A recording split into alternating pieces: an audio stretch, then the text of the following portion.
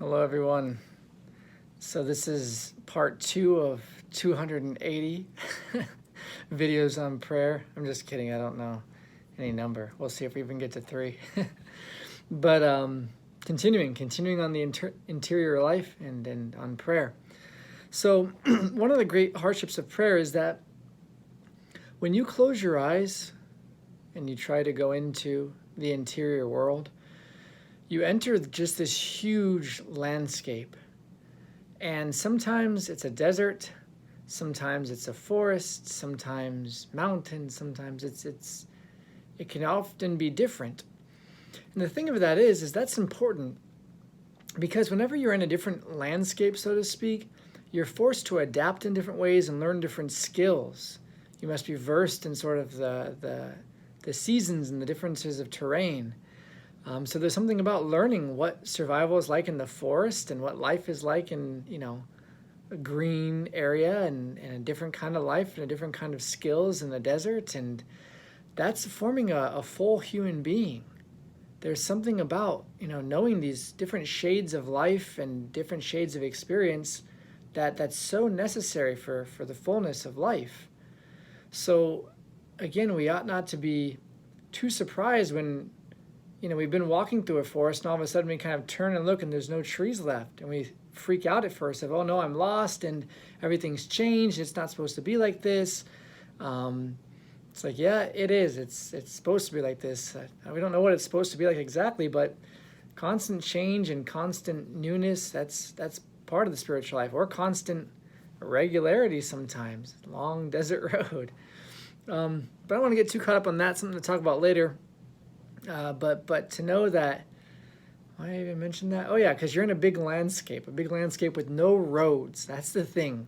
So the question is, do I go right, left, like north, south? What do I even do? Where's my first step? Which direction do I even head in? And I said in the last video, one of the hardships is there's no map. There's only trust and there's only surrender. But again, there's also kind of guideposts, so to speak. And so there's developing the awareness of what is and what isn't prayer, what is and what isn't God, what is and what isn't peace. And as we develop these things, we get more and more a sense of that's not the direction to go, that's a sign of the right direction. So part of the learning is learning those signs and learning what's what. So I want to just talk about a couple of don'ts, so to speak, first, of what prayer isn't. And again, it's important to know this in the same way that it's important to get your form right when you start, well, with anything, but use like weightlifting as an example. If you go and load up a bunch of weights and you're going to do a squat, man, if you're bending over your back or whatever, it's just like, it doesn't matter whether you're doing light or heavy, like you're just going to mess your back up. So the first thing before you learn any of the other movements is like, how do you just get proper form so that you can grow in strength and progress? But form is a huge thing. So I'm going to go through a few of what prayer is not, and then try to touch a bit on what prayer is. So the first is prayer is not just like, having to go visit a retirement home or something where it's like, this is a good deed that I'm supposed to try to do, That's how we sometimes feel of prayer. That's why in our confessions, sometimes we say, oh, well, I haven't been praying, with this sense that, I really ought to be praying, but, So if it has that kind of feel to it, maybe something's off. It's not visiting a retirement home or going to do your kind of Boy Scout duty or whatever. Put that one off. Next, have you seen these charts we sometimes have in the church for like the annual Catholic appeal? It's like those thermometers that are slowly being filled with the pledges or whatever. It's not that either, in the sense of like, God just needs something to be filled up. I have a friend who plays this ridiculous game on his cell phone where he just taps like this, and you're like mining resources as you tap. And it's like all those resources are scoring points and building up, and so they can eventually, who knows what. That's sometimes how we treat prayer. I just need to say a bunch of prayers to get a bunch of grace for people. I need to win grace for souls in purgatory. So I'm just there, ding, ding, ding, ding, ding, ding, ding, ding, ding, ding, ding, ding, playing my rosary, so to speak, more than anything. It's not just something where God needs us to be a bunch of busy bee workers, so we need to go out and just, pray to fill up a quota or earn or win grace for people. Now, intercessory prayer obviously is important and it has its proper place, and we'll talk about that maybe later. I'm not saying that that's bad, but it's not the essence of what we're trying to do in prayer, at least not in terms of I've got to do this to like change God's mind or win grace for people. So I think we need to move from that mentality. So it's not just some duty obligation that God's demanding. That's the retirement home idea more, that God's just up there like, pay attention to me. Oh, you didn't look at me enough today. You didn't pay enough attention to me. Like he's some pouty kid, right? That really tells us something. If there's not that much difference between God and a pouty kid in our minds, that really is like, hey, we're really off base. And it's just amazing how distorted our image of God can be, and we don't think twice about it. We kind of just assume that's what God's like, and boy, no wonder we don't want to pray. Who wants to go around, be around some whiny kid or something, you know? It's not inviting, it's not life-giving. So, okay, it's not some obligation duty. It's not just winning points. It's also not just thinking. Again, depending on personality type especially, prayer could just be turned into just thinking. And the main thing about thinking is it's just us. It's our own activity, us thinking about whatever, but it's just our mind staying in its own self, so to speak. Now, thinking is important, and if anything, it could be a good, important preparation for prayer. Almost like stretching is good, important preparation for the game. Almost essential preparation, you could say. But it's not the game. So if someone gets on, gets on their football gear, and they go out there and they just stretch on the field and they leave, like, oh, it was a great game. It's like, no, you didn't even begin to play. And that's another amazing thing, is how much we can confuse the game with what's not the game. Some people who would claim, oh, I've got this relationship with God, it's like you really only have, the gear, and sometimes you go to the stadium and walk around and look, or maybe you watch it on TV, but you're not playing the game. It's a big difference. So again, it kind of that goes into, what are we trying to do? What is the game? Which that's the big question. So what is the game? What is prayer? So many definitions you can give, and we're going to need to do this in layers to where it's never just like, this is it, now you've got it. Again, it's so profound that you have to come at it from so many different angles. Like imagine just, I don't know, a giant elephant or something. If you're only seeing one side of it, you haven't seen the whole elephant.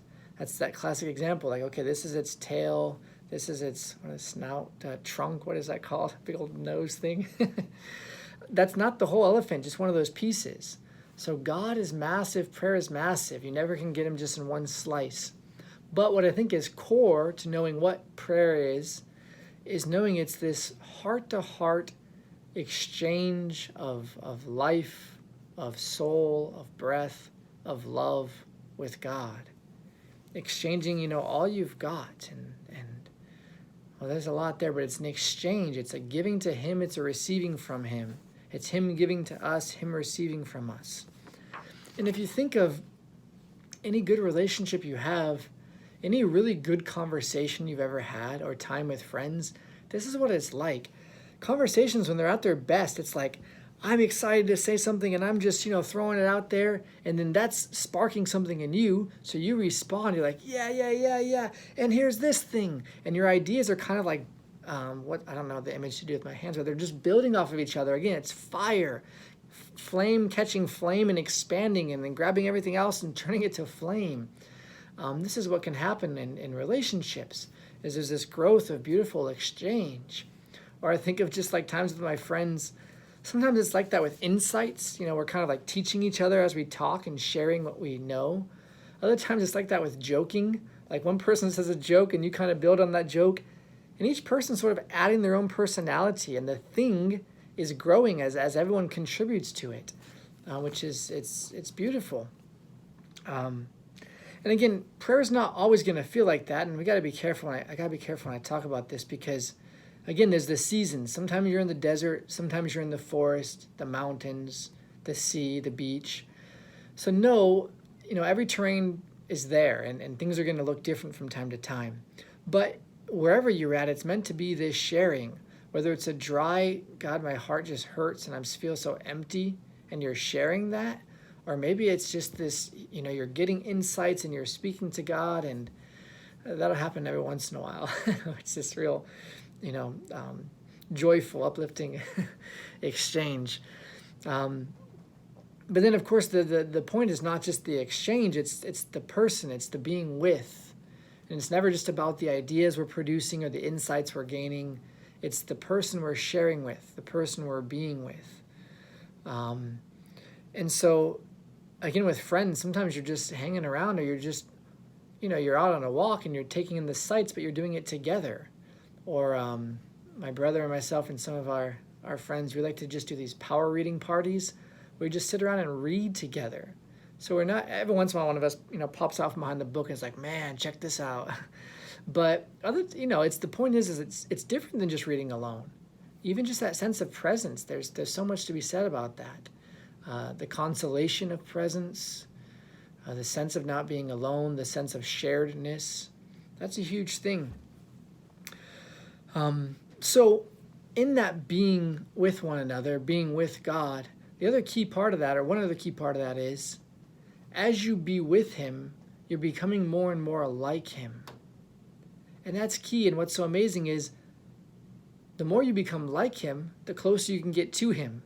The closer you get to him, the more you become like him. And again, it's this kind of flame that keeps expanding, which is amazing. And so the reason I say that is it's when you close your eyes and there's just this huge terrain. One thing that's important to know is that this is supposed to be happening. There's supposed to be a growth of mind and heart taking place. There's supposed to be a transformation taking place, and you're being shaped into the image of God. You're becoming less a marble block and more, a statue, or less a puppet, more a human being. All the analogies you want to use. Less a seed, more a flower. But this is happening. Now, again, you're not going to always feel that. You don't feel your fingernails growing. You don't feel your muscles growing. You can't watch them and see it happening. You just know, don't cut your nails or your hair for months and you'll see it's happening all the while. I want to talk about this later, but I'm bound to forget. So I will say one important thing when we want this sense of like, well, is anything happening? First of all, it is. As long as you're there and you're looking towards him, even if you're completely distracted and you're just there, that's at least something, and God's going to do that. We have to recognize that God's going to capitalize on like anything you can give him. He can pull so much out of just little fragments, right? Like for instance, with the divine mercy, he says the most hardened soul, furthest from God for his whole life with the most calloused hardness and hatred. One divine mercy chaplet, or the good thief on the cross, just one plea for mercy, that's enough to save a soul. So that says something about what God can do with so little. So is something happening? Yes. Just that's a fact. That's a fact of faith. Are you going to feel it? Can you measure it? Can you even tell what it is that's happening? Not necessarily. But it's kind of like when you're in the airplane flying over the sea. If you're looking out the window, it's like, are we going anywhere? You really can't tell because the terrain is so huge and you're so far away from it. You can't necessarily measure. But it's like, okay, are the engines going? Can I see the propellers moving, Do I see the signs on this, what is that, a speedometer? I don't know what airplanes have, but like, is the stuff running? Well, then yes, you're moving. So in the prayer life, that's like, are you there? Okay, good. Are you trying to open your heart? Good. Do you have some little craving of desire for God? Are you humbling yourself? Are you trying to love? That's all you need to check. Not like, where am I at on the spiritual chart? That's never going to help you. But rather, am I trying to love? Am I just even giving God attention? That's enough, just, what is it, The Sandlot, where, I forget their names, but the cool kid tells the new player kid, oh, that's bad, I'm sure I'll remember their names later, but he says, just go out into the field and hold your glove up in the air, and I'll bring the ball to you, pretty much, right? And so he holds it and he hits it and it goes right to his glove, which, wow, that's amazing, miraculous, really. Something of like that in prayer. Just be there before God and let him. He's always at work, right? So of course we can get in the way and we can be unattentive and we can be closed off. But if we're at least trying, then something's happening, and you're there, so something's happening. Okay, that's a little tangential. But this idea of it's being with, it's focusing on him, It's a loving exchange. And then in that exchange, you're being changed. That's kind of catchy, huh? In the exchange, you're being changed. In the exchange, you're being changed. You could chant that. I don't know why you would, but so the reason I mention that is because it's very possible to pray without anything really happening to you, in the sense of you can ding, ding, ding, ding, ding, ding, ding, rifle off your rosaries or your novenas or even just page after page of scripture, but what's happening to you? Is your heart being engaged? Is your desire, your love being engaged? Is your humanness being engaged? Your thoughts, your fears, like what are you bringing into this? What's being shared? That's a great question. What's being shared, right? Are you somehow growing in knowledge of God or of yourself? Is your peace deepening? Are you loving? That's the big question. Like, whatever the heck you're doing, are you loving in the moment? If not, then it's not exactly prayer. Maybe you're stretching, maybe you're in the arena, but maybe you're not playing the game yet. And another great discerning question just in relation with that is, does this feel like friendship? And again, friendship can feel like a lot of things. So, you might be in a desert, you might be in a forest. But does this feel like friendship? Because again, if you're just, I got to say a bunch of these prayers because that's the rule. That's what I think God expects of me. That's how I help win souls. I don't know that's, feeling like friendship. Friendship is like, hey, let's get together and just do a bunch of duties and tasks. Well, maybe if it's a relational thing, right? Like, hey, let's go build a fence. That's hard work, but you can do that as friends. But does it feel like friendship? Or are you just there laboring under some taskmaster? Which, by the way, is the image of the devil in the scriptures, right? Pharaoh, the taskmaster. Build more bricks. Build more bricks. That's, if that's the sense that you're feeling, then part of that discernment of voices is, this might not be God. I might not be moving more towards God. Perhaps another voice is leading me. So, prayer 02 out of 280. A few things there we'll keep expanding on. I got to stop or else I'll just keep going and rambling and I'll start losing form more and more. But what is prayer? What's not prayer? It's not just thinking. It's not just fulfilling my responsibility. It's not just scoring points. It's not even just gaining insights or whatever, gaining knowledge. It's exchanging with God, listening, speaking, relating, and loving.